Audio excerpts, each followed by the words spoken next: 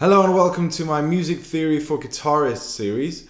We're going to be breaking down the very basics of music theory, and then hopefully with that foundation we're going to build up to where you feel comfortable around music theory, and you will know what people mean when they say weird stuff like, is that a B flat 7 sus 4? You'll know what that means in time if you follow this series. So please hit the subscribe button down below and stay tuned for more of these episodes.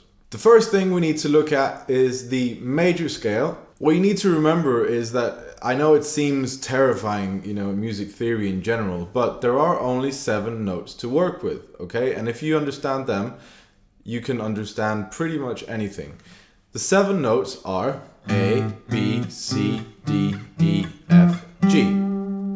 Notice how they're in alphabetical order, so you don't even have to remember that. You can just go back to A, B, C, D, E, F, G.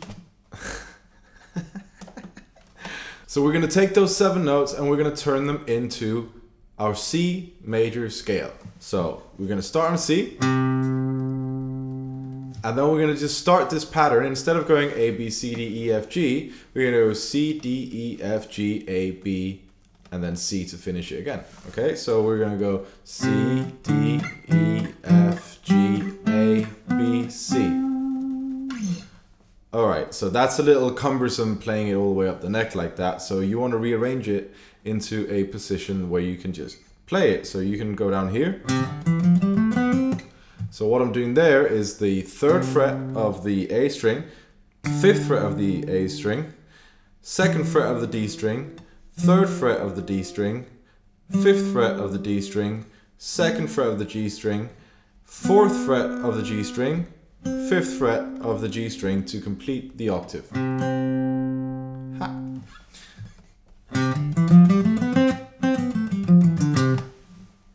There we go. Now, what makes that sound like a major scale? Because if we were to move one of those notes, all of a sudden it doesn't sound like a major scale anymore. So in order for it to be a major scale, there is a predefined interval in between each note. So the major scale's first interval is a whole tone or a whole step, which whatever you want to call it. We're going to call it a whole tone, okay? So a whole tone is 2 frets up, right? That's half, that's whole. So we've got a whole tone up to D, a whole tone up to the E, and then we've got a half tone up to the F. Then we've got a whole tone up to the G. Then we've got a whole tone up to the A, whole tone up to the B, and then we've got a half step up to the C.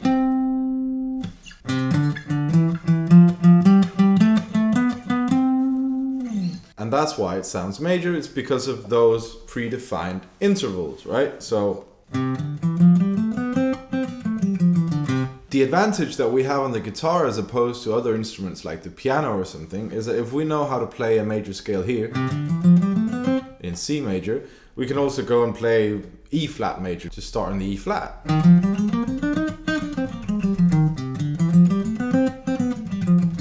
Simple enough, right? So another little simple thing to remember here is that this is the 1 or the root, this is 2 or the 2nd, this is 3 or the 3rd, this is 4 or the 4th, this is 5 or the 5th, this is 6 or the 6th, and this is 7 or the 7th, and this is the octave or the 8th octave, really. That brings us into how chords work. Now you know the scale degrees, 1, 2, 3, 4, 5, 6, 7, 8. When we make a chord, we typically do it with a triad, okay? Triad means 3 notes, basically. So a triad is 1, 3, and 5. So we have to have a 3rd and we have to have a 5th in there, okay?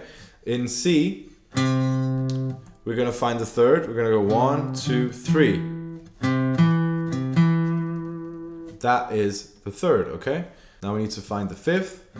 2, 3, 4, 5. So that's the 5th. that's the third.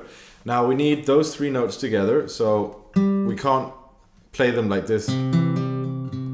So we need to find this note on the next string, which is the open string. So we're gonna play that one, and the open string, right? And that is a C major chord because we have a 1, 3, and a 5. So moving it up to the next chord, which would then be a D, we need to have the same relationship, okay? So we need 1, 3, 5. But wait, hang on. That note is not in the C major scale, right?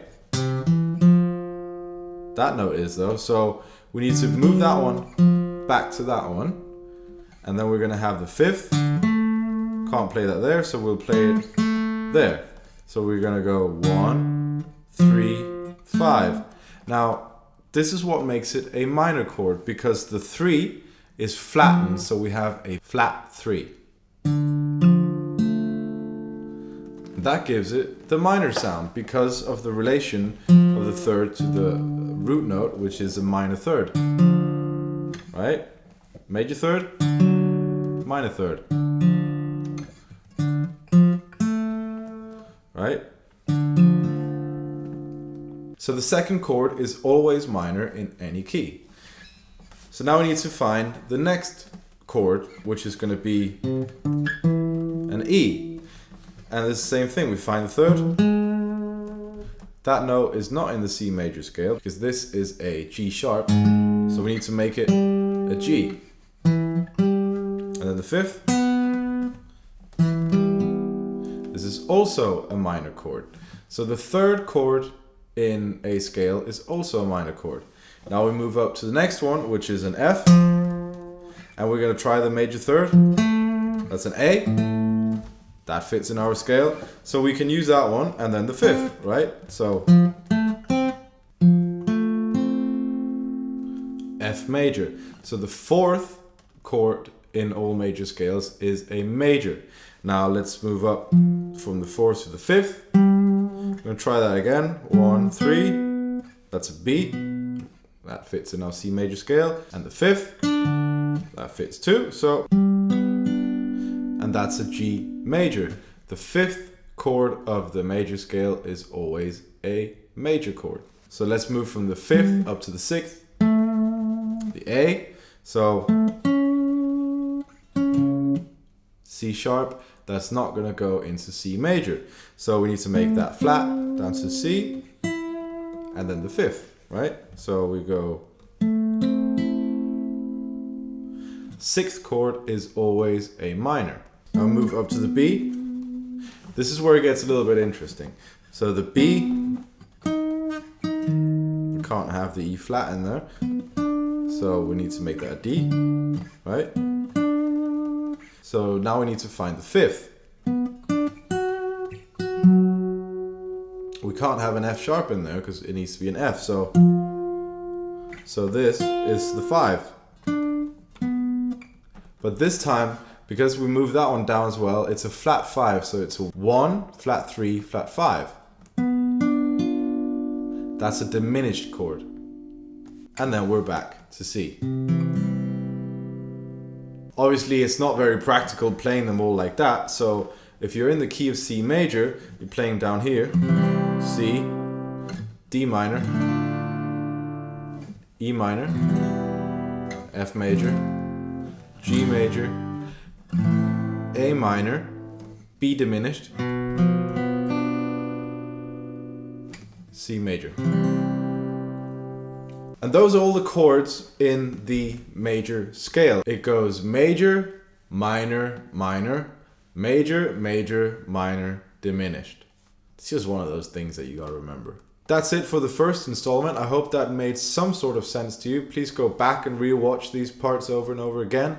It will take a little bit of time before you start really seeing it, but I can assure you that it is worth every minute you spend on it because it will come in handy. I can promise you that.